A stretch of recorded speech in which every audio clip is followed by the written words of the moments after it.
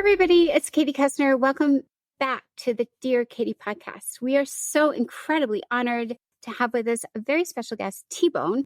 You will, I'm sure, find his narrative, his story, his journey, his passions, and all of his interests inspiring and healing. But I always like to start with the important self-care. Obviously, this information, these messages, this story can be hard for all of us to hear if we have been through something ourselves or someone close to us has been through sexual violence of any form. So I encourage all of you to push pause, stop at any time. The recording will be available and just take a moment. I always say, what are your self-care routines? It could be going out. I just learned a new one.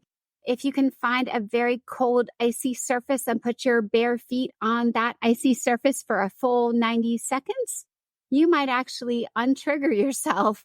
The same goes with like putting your entire face in front of an ice cold shower for 90 seconds, even if you can only put yourself through 20 seconds at a time.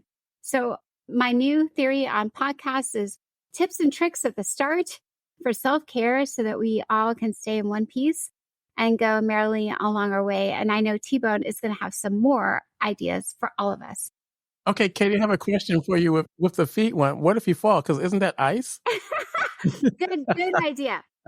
I would encourage you to hold on to something as you're standing on the ice, or make sure the ground itself is not is ice free, but good caveats. And especially if your feet are not embedded with ice skating type weeble wobble. I was thinking of like just walking in the snow. Yeah, walking in the snow works. I just learned this one. It's because we have so many senses right under our feet. The other one they told me is like on the back of our neck. And the other one they told me is our hands. So you can always put ice as long as you can stand it on your hands.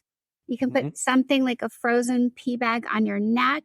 But I kind of liked the idea of like staying grounded in as long as I could. You see those ones where they walk through coals on fire? This is the exact opposite. That's This is like, see how long you can stand on ice and cold until your feet fall off. Right. Not burn off, but maybe fall off. So it's like, but somehow our brains know the difference. Like burn off versus ice off. Who knows? But we are cool humans. All of us, somehow, no matter where or how we came into the world, we still qualify as this thing called a human. And we have this innate wiring. It's so cool. So, but anyway, great question. Way to start us off. All right. TBone, who are you? Where do you come from? And tell us a little bit about yourself. So Thomas Edward, and I've been doing this coaching. So it's been 23 years that I've been doing male survivor coaching. Before that, I came from, first the federal post office, and then from there I moved into the corporate world. So in the corporate world, I worked at Microsoft for 15 years. I worked for Amazon, still doing, training, those different type of things. And then I decided in, 2014, a little bird told me that, hey, your department is going to pretty much be ripped. It's not going to exist anymore. Oh, no. I know. And so I said, okay, you know what? I'm just going to step out and do my own thing and just do, leadership training, executive leadership training. I said, but then that'll give me more time to actually start focusing on the safe place for male survivors. Before, it was nice, let me put it this way, because the Microsoft would pay for the retreats and stuff that I was set up for, right? That's sweet. That was nice. I just cash out some stock and say, hey, don't worry if you can't make it, just come. So that was a nice kind of little perk of Microsoft there. But when I stepped back from 2014, it's like, okay, I started to create more online courses and things for survivors to take. And I just actually started to do more coaching. So, I'm happy. People like, would you go back? What if they offered you $200,000? And I'm like, no, been there, done that. And this is what I'm doing now. So lovely. TBone, I think that's helpful. Everybody here, like how you choose your path and especially what you turn down and why. Because I just want to land on one thing for our listeners. It's sometimes important to say no to things. Yeah. Many of us are not good at that. And some of us don't know what to say yes to and what to say no to. And I think this podcast will help us think about that too. But maybe we roll back just for a quick step. Yeah.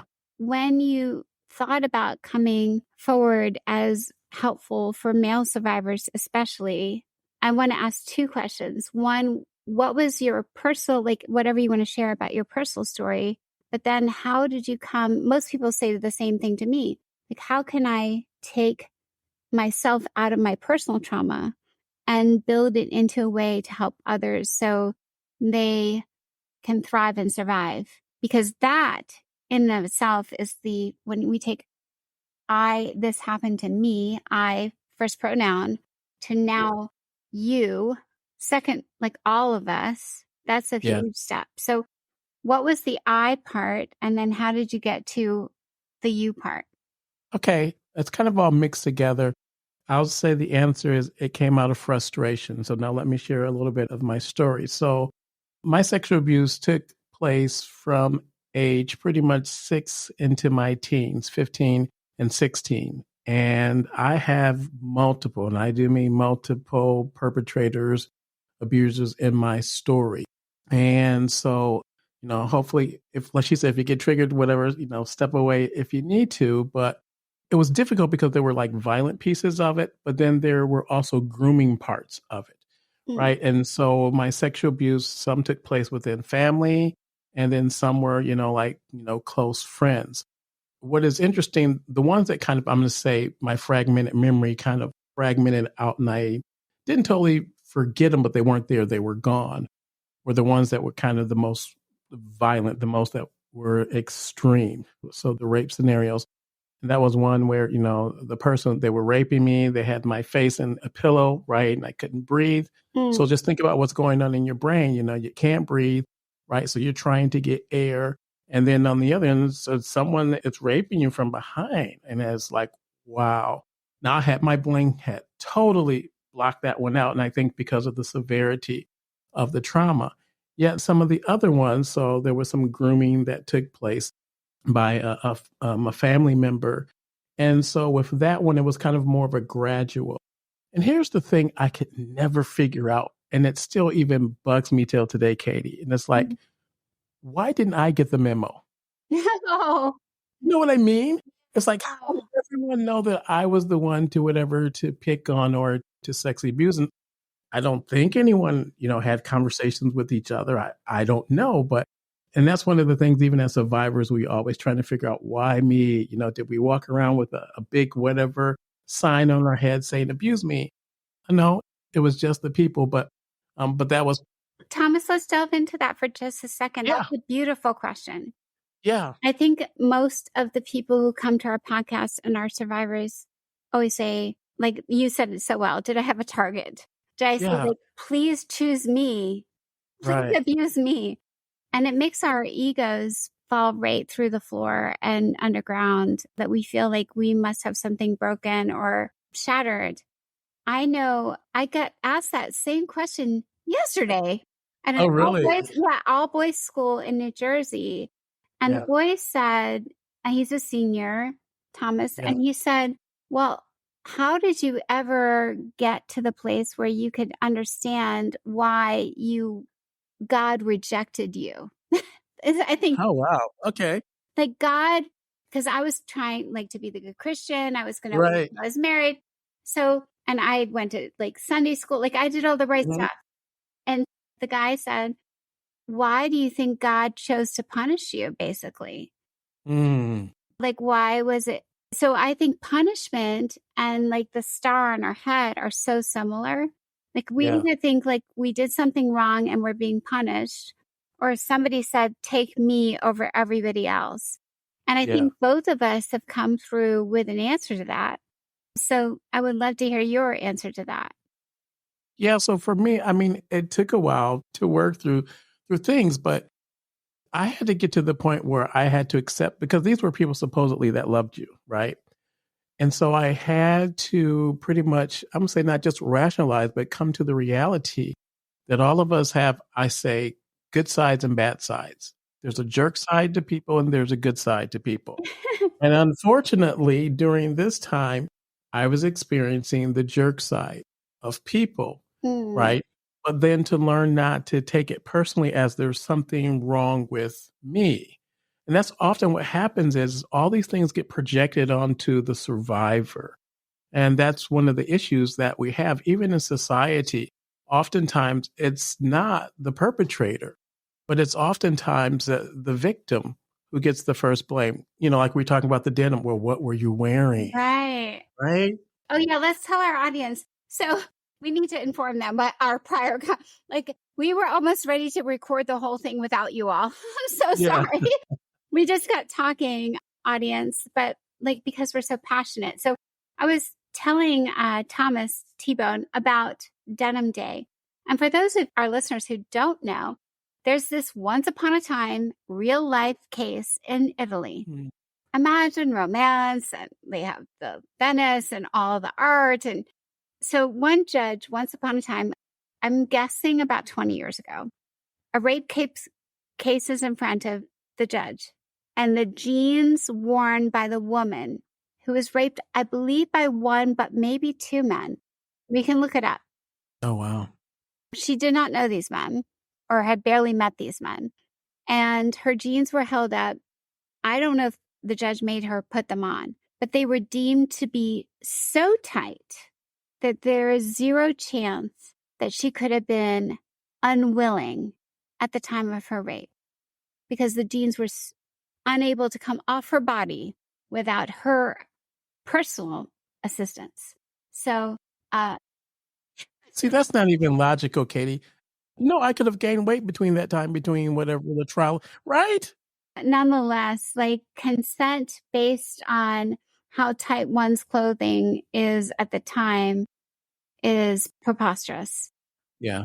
I would like to think about one thing, TBone, and I hate to go there, because men can be raped, obviously. Yeah. So what if, the chastity belt for men was his underwear was the snuggest fitting, tightest boxer, Yeah, the there was tightest no way. lock boxer. Yeah. The entire region was so well protected. It was some sort of cinch belt. It could not have come off. Well, we do. And it's a societal norm, which says that men can't be victims of sexual abuse, that we are always perpetrators, right?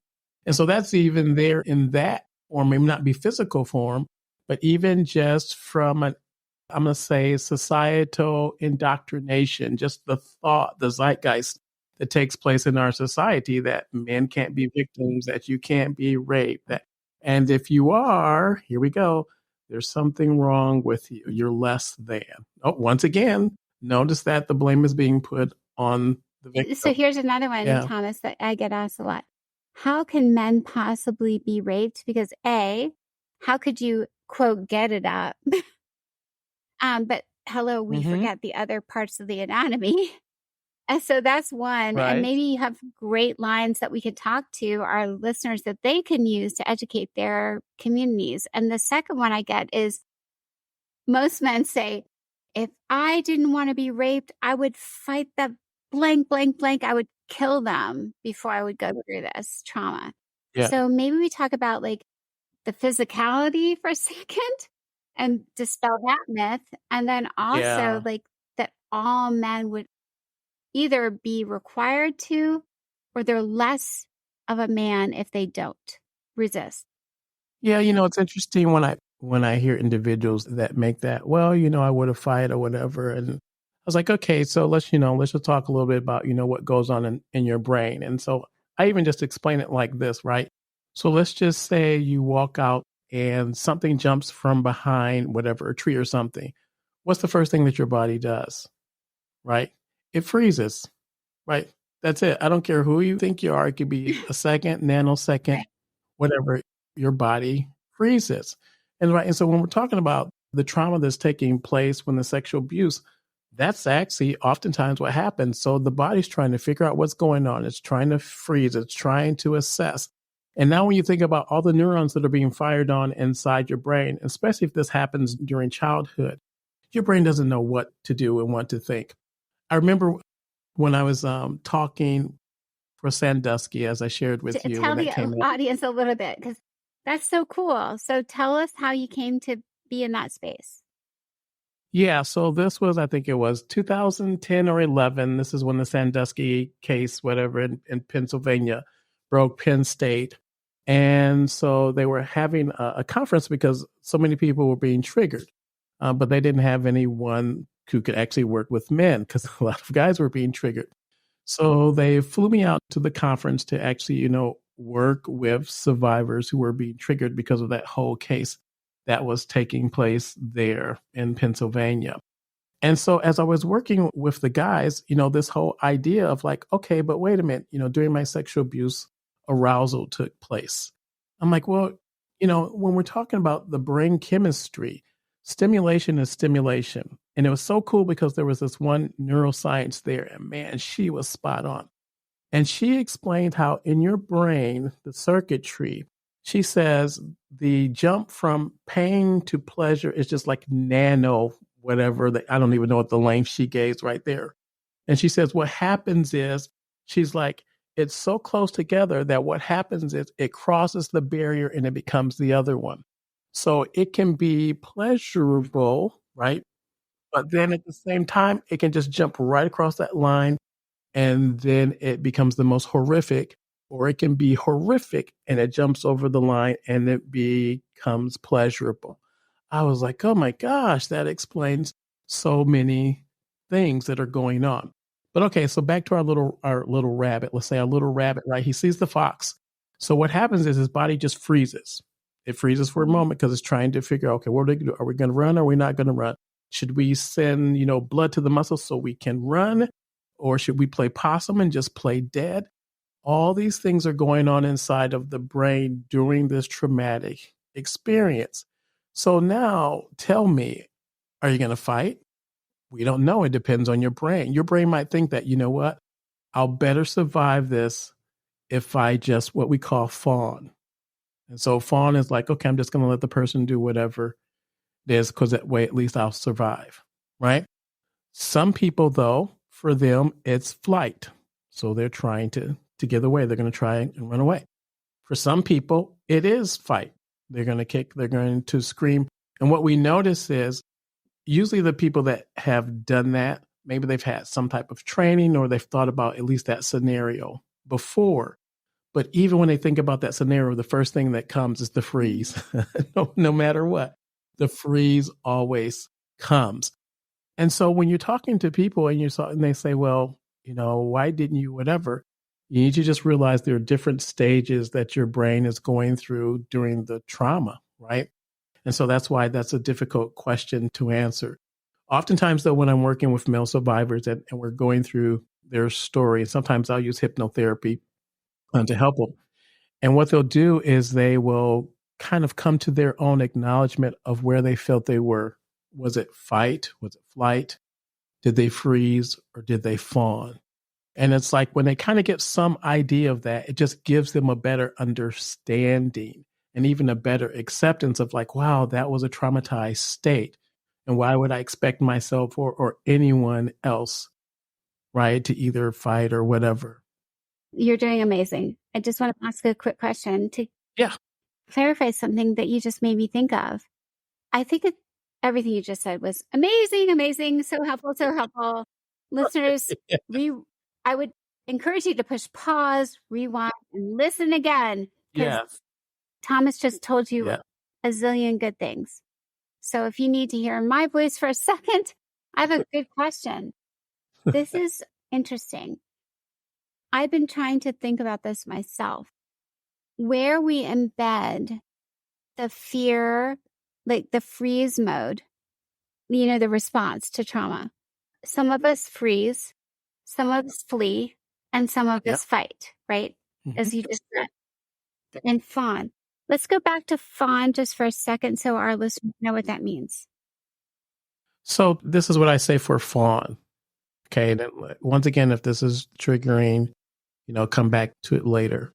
And I even remember Dr. Lisak. He's one of my friends and PhD, and he does this. I'm glad you're friends with him. I bet he's published I would say 58 articles by now, if not more. No, he's awesome. We hang out for holidays and stuff. I always go to New Mexico and hang out with him. So think of it from this perspective, the fawn. Okay. So let's just say the person is being sexually abused. And so the brain's trying to figure out what to do. And so the brain's like, okay, this person is bigger than me. This person has a knife. This person has a gun. It's running through all these things in just in nanoseconds. Okay. So if I fight, that means I might get cut, I might get stabbed, whatever, I might get shot. However, if I just lay here and take it and allow my body, my mind to dissociate, then I might survive. So I'm fawning. Fawning is a little bit dissociation, or a lot, 100%. Yes. Well, it's a lot because people, when they talk about even that instance, they'll say that the person was raping me, but I could hear the water in the kitchen dropping from the faucet, right? So it's like you're moving yourself from your bodies so you don't have to feel that violation that's taking on, and the brain is just focusing and concentrating on something else, right? And so that's why you hear people say that, oh, they kind of went somewhere else while they were being abused, which sometimes is an issue for people who aren't trained in handling like that, because then people like, officers and things, when they're taking reports, they'll be like, well, my goodness, if you can't tell us exactly what happened, were you actually raped? Were you actually sexually abused? Well, yes, I was. But if you understand how the brain works, my brain is dissociating so it doesn't have to deal with what's going on here to my body, right? Side note to Thomas and myself and to our listeners, if this piques your interest, obviously we need much more training for all of law enforcement, all of the investigators, all of the Title IXs, all of the judicial boards at colleges, like all the military bases. And I think we have a lot of work ahead of us, TBone. And I love, and judges, of course, because for some reason, I think all of these responses, for the most, it's ironic. TBone, I put this to you. I think what's interesting and hard when we think of ourselves as agents of change. Think about the people who are making the judges and doing the analysis are thinking so concretely with their analytical brain. All of the things you just reviewed and said are completely understandable by brain chemistry and neurobiology do not resonate with the people making those decisions about victims and their futures. Right. So we need to connect those dots. So make it a mission, listeners. TBone and I are going to work hard. We're going to garner David Lisak and some palatable folks who have lots of credentials and work really hard to do this work. For our listeners, I take a moment to tell both TBone about this and our listeners about something cool. Along those same lines we've just been talking about, Take Back the Night has created an entire national network of fabulous trauma-informed attorneys to help support survivors. We have a hotline. It's free. You can talk to an amazing person or fill out a form and get some unbiased, really victim-centered advice about what you could do. So if you didn't know that existed, that's really important because, obviously TBone just mentioned Sandusky was a huge legal mess for the institution, for the criminal, for the victims, for everything else. So I hate to say this to our listeners, but one thing that's really cool is if you keep listening to our podcast, you're going to learn a lot of empowerment.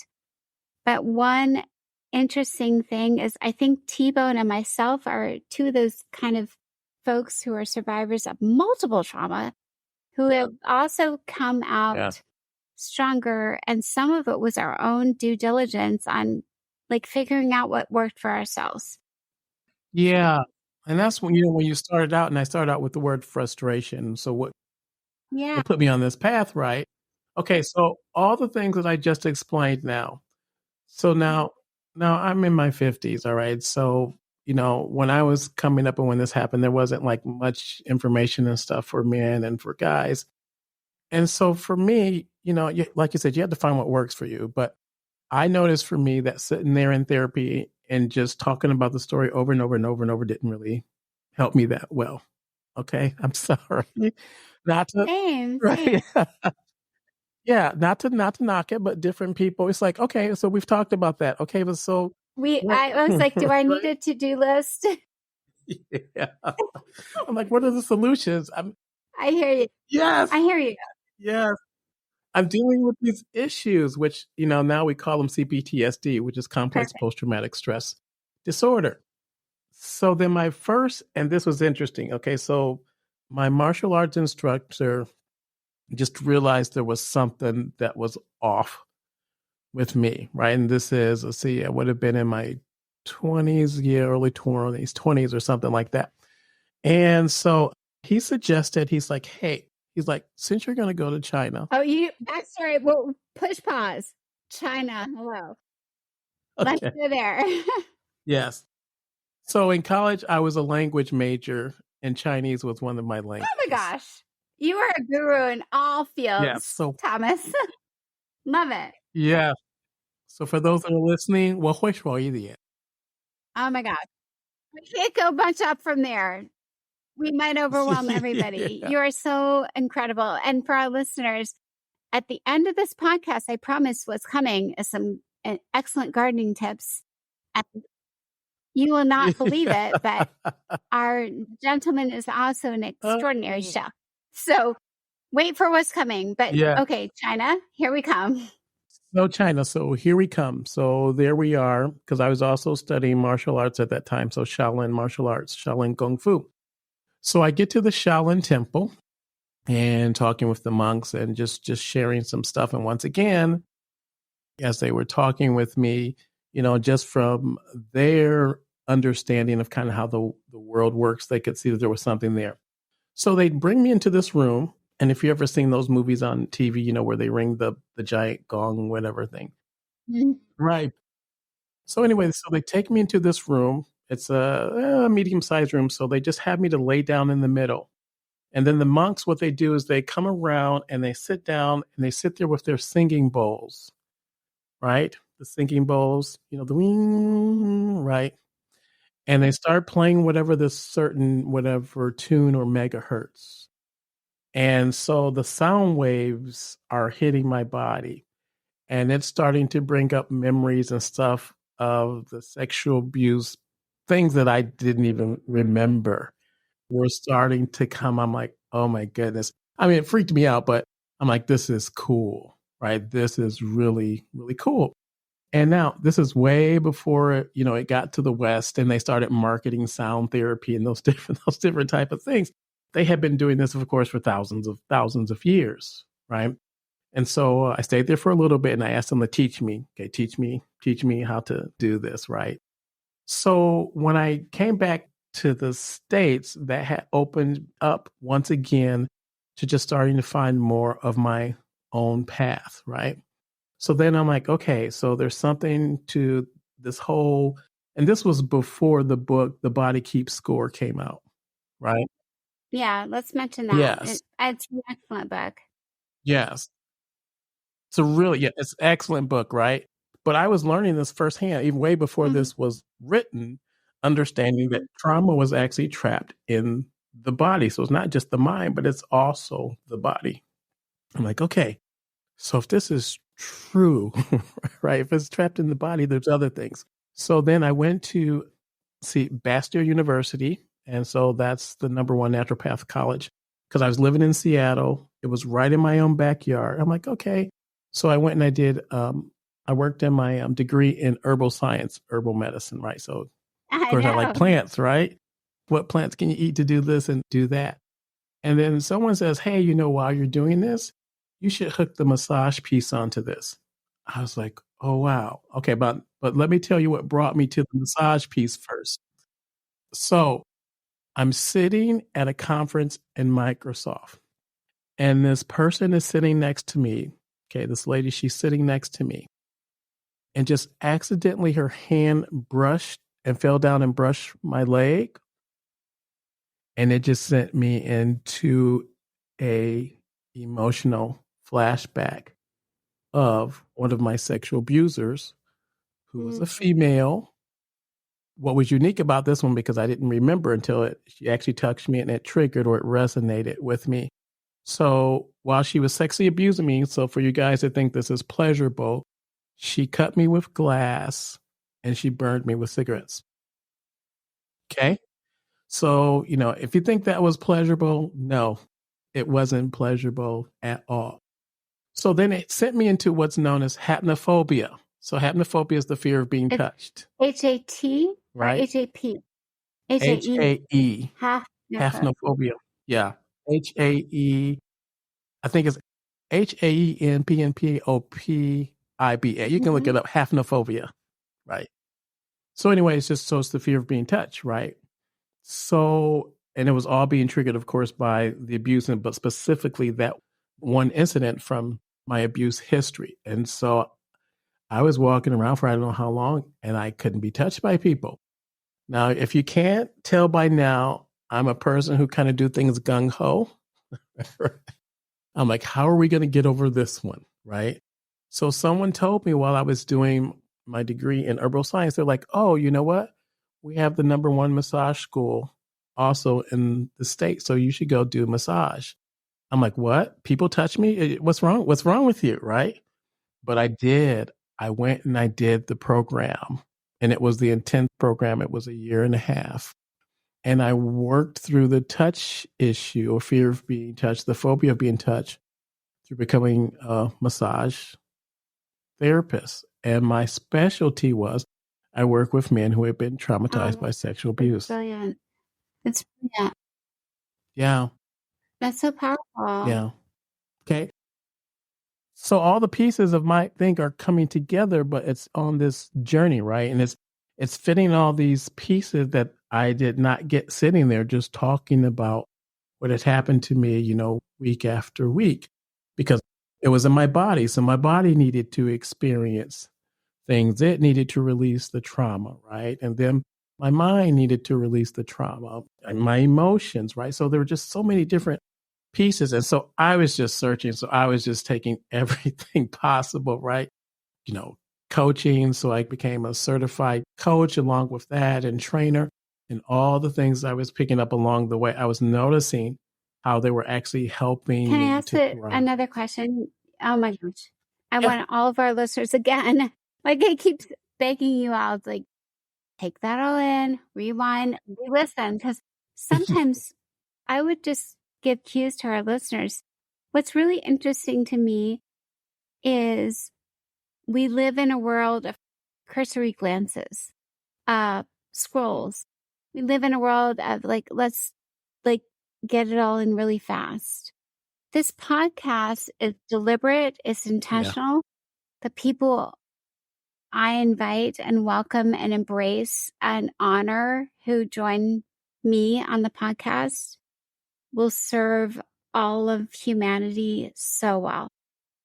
And this is designed to help us all sit and think and be that deliberate with our healing and our support and also self-care. So where I was headed with what you just said, thanks. Sorry, that was really important. I thought one thing that would be really interesting that I haven't really explored with any of our guests that you've kind of alluded to, and in a brilliant way, is I don't want to simplify it, like talk therapy. Like I don't want to just talk it through, but you've done a lot of, and that might serve some people, as you said, like talk it through might help a lot of people.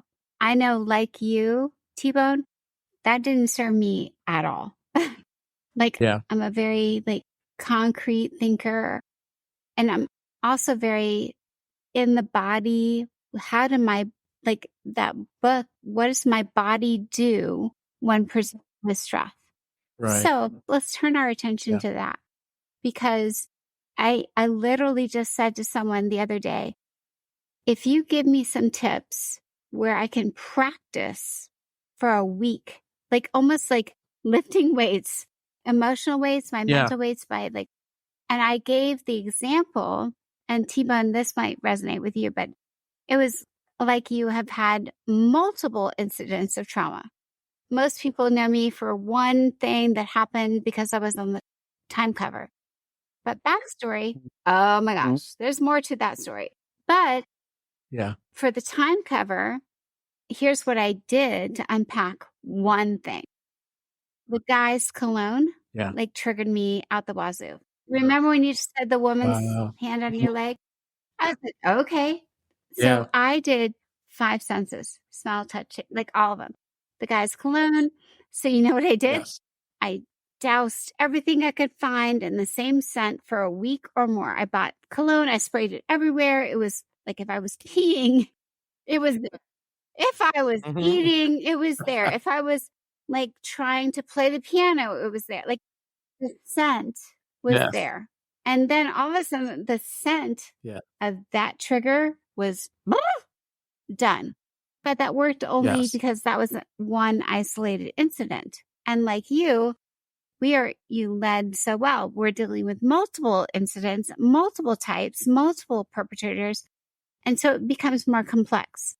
But I just wanted to say, like, talk therapy can't probably help us as much as experiential. And to recap for our listeners, we just had Thomas went to China and learned a skill set, so like, I think sometimes we have to do the work instead of hear or talk the work. So I turn it back to you.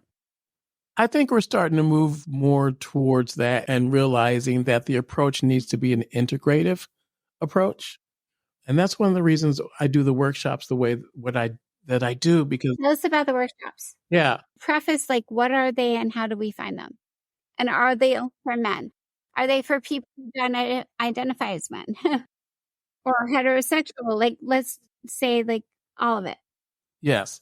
So the workshops I do is called safeplaceformalesurvivors.com. And so we do the workshops. And yes, the workshops are for men. So what if you identify whatever as a man, you're welcome, right?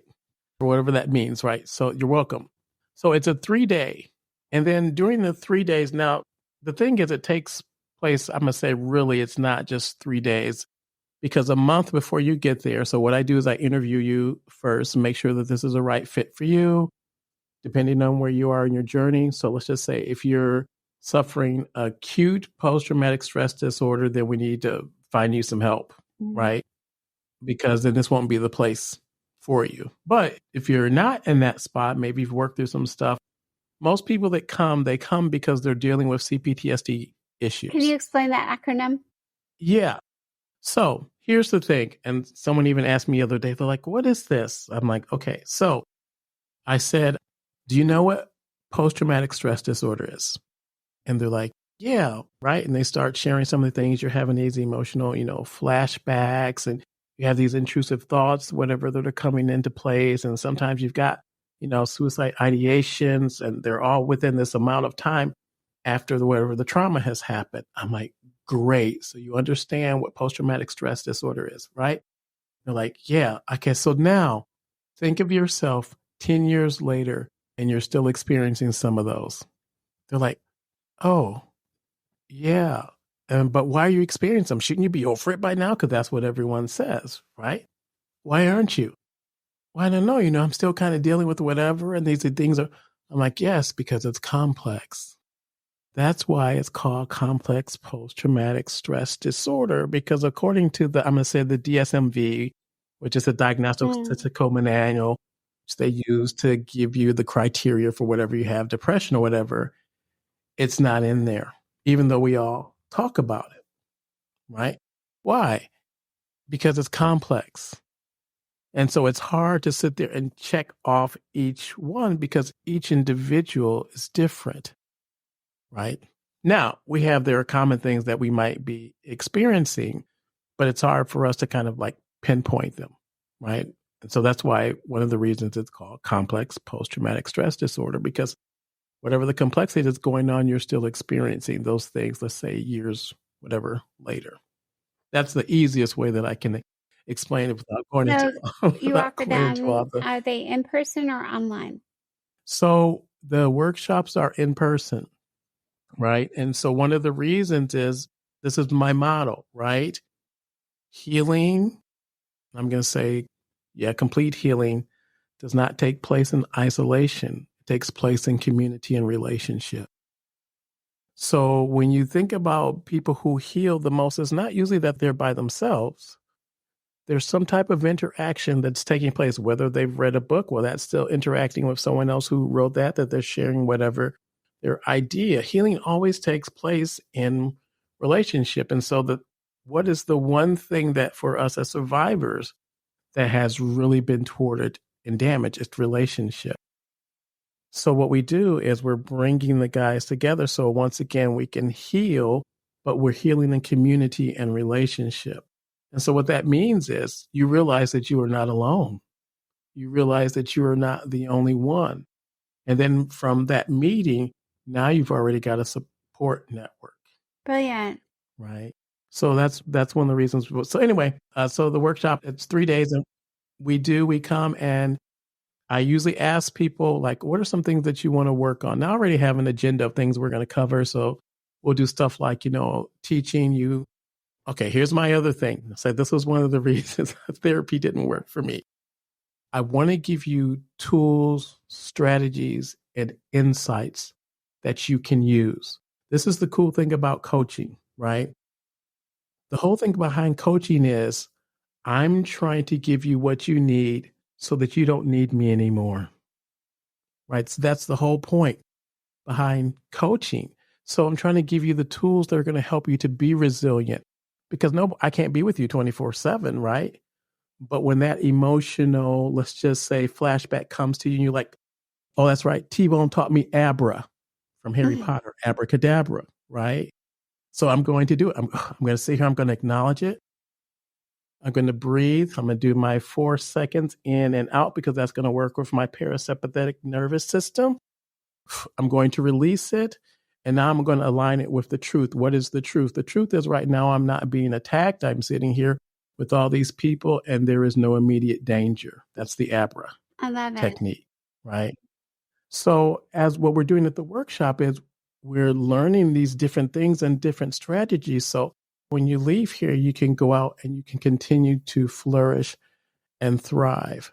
And the nice thing about the workshop is that we talk about subjects that are really heavy, things that people just don't talk about in therapy. Like, so we're talking about erectile dysfunction and all these different type of things that they're like, there's no way, there's no other place I could talk about this and feel comfortable talking about these things.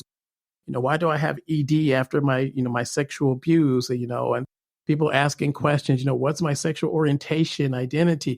We're working through all these things because this is a place, that's why we call it a safe place that we created. I love work it, on those T-Bone. things. Oh my gosh. Our interview has we've gone for like 45 minutes, but we probably could talk days. Oh, I know. But here's where I go for our listeners. Please, please, please. Yeah. T-Bone has given a gift of his personal truth, his journey, and what has worked for him and what has not worked. And I personally connect a lot with, many of the things he said. Traditional therapy or talking to your best friend or your minister or your rabbi or your faith God or your healing stones or your star reader, like your plants. There's so many ways that we all try to find help. My first message to all of us is T-Bone gave you a ton of options. Whether you identify as any gender, I encourage you to listen to what was offered today.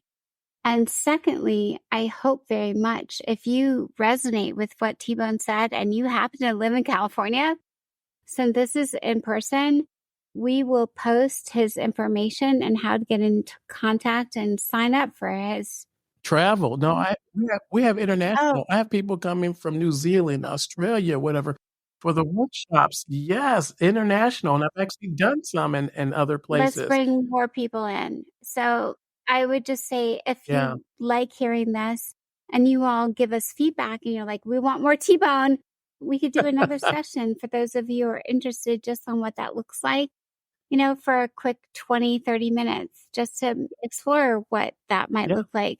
Because I think the process sounds so helpful and so different from what maybe you've been pushed at in the past.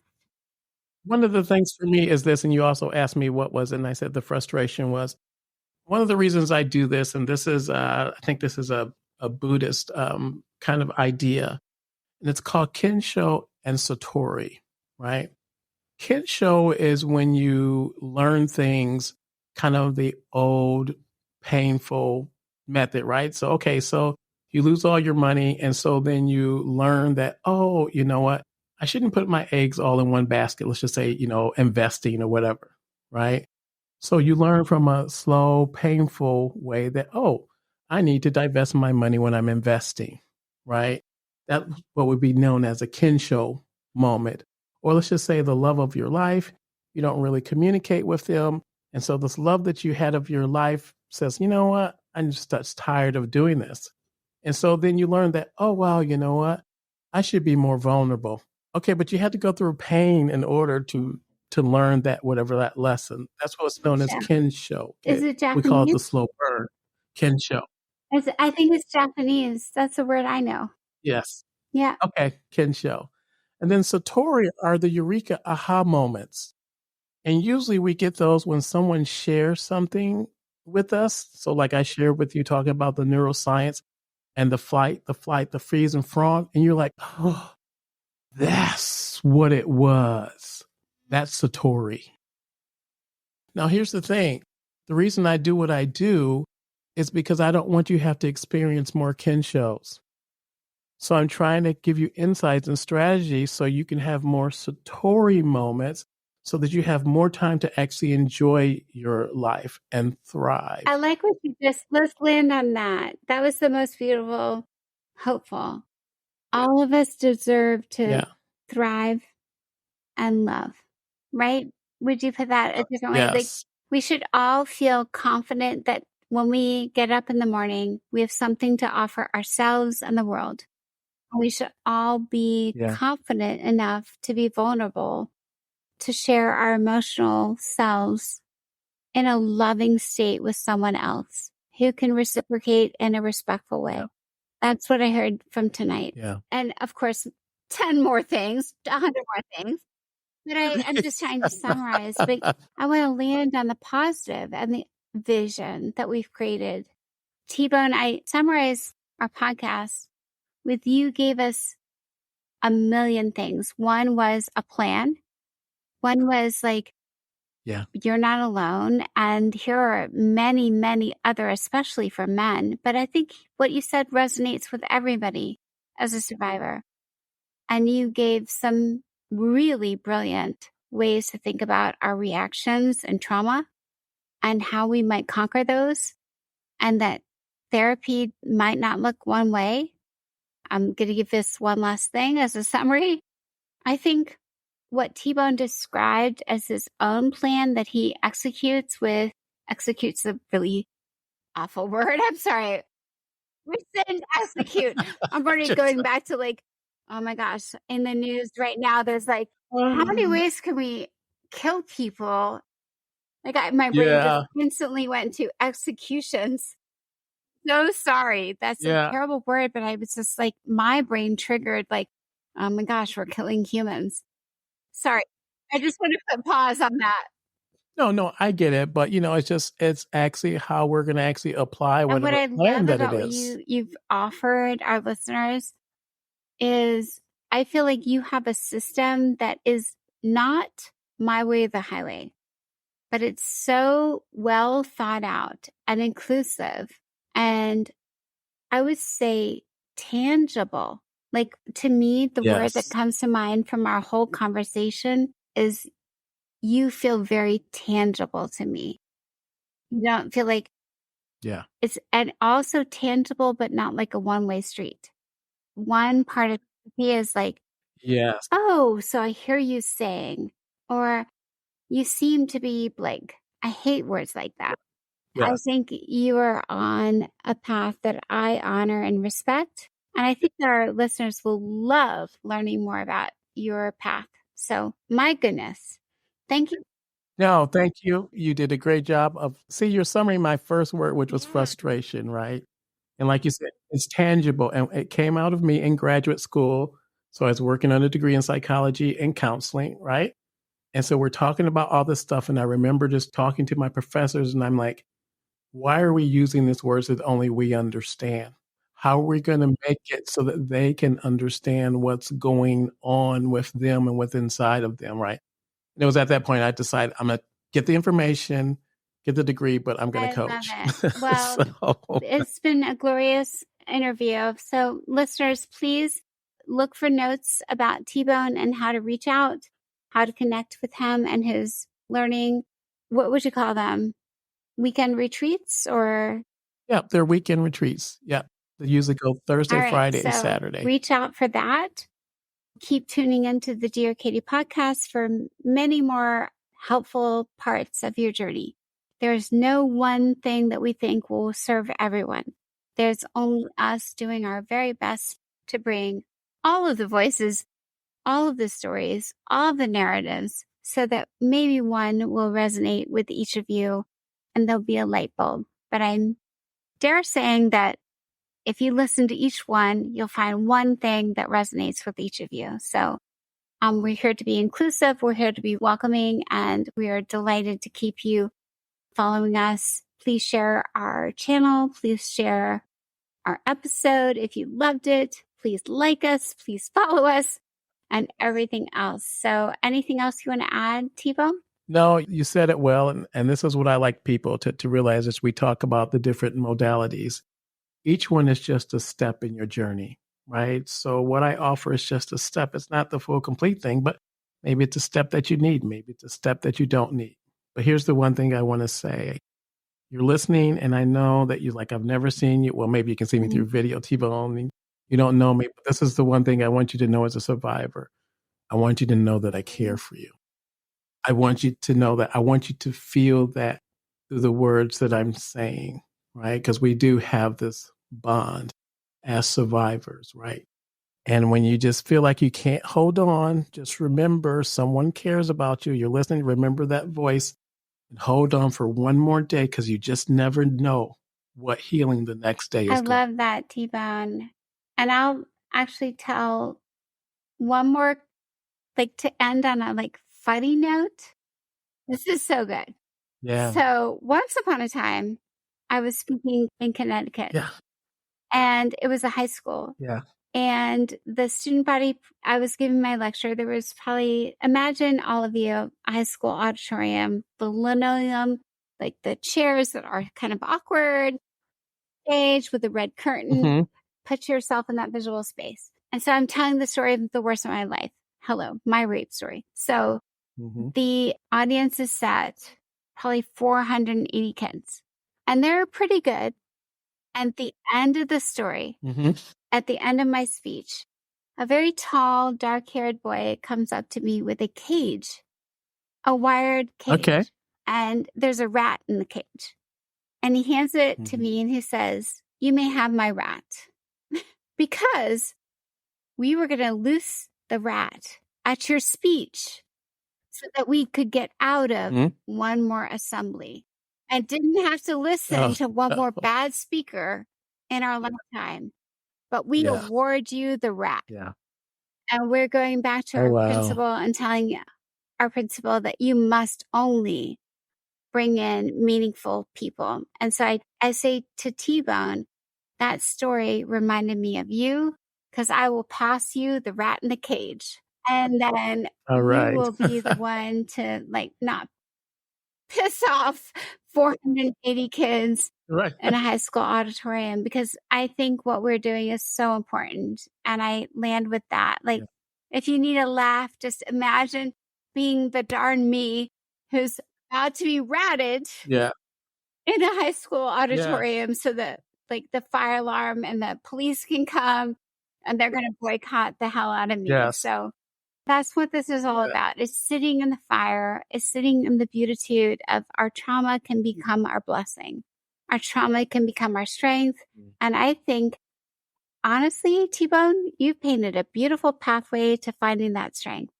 So I implore all listeners to listen in and follow TBone. Well, just thank you for the opportunity to share. Like you said, we could go all day, but thank you for this moment. So listeners, continue to tune in. Remember to go back to takebackthennight.org, find our resources. If you need legal support, we have 1567 Shatter. It's free. Find ways to connect, build a chapter. You can buy a cool t-shirt with some of our old school. We're actually doing something really cool. We're building an entire archive of all the Take Back the Night event holders and making shirts out of all their posters from way back in the 70s. I know you said like you're old, but we're both old, but like hello retro. So if you want some cool swag for activists all time, listeners, buy a shirt. So thank you and good night. Good day and good tomorrow. Together we shatter the silence and end the violence. Bye.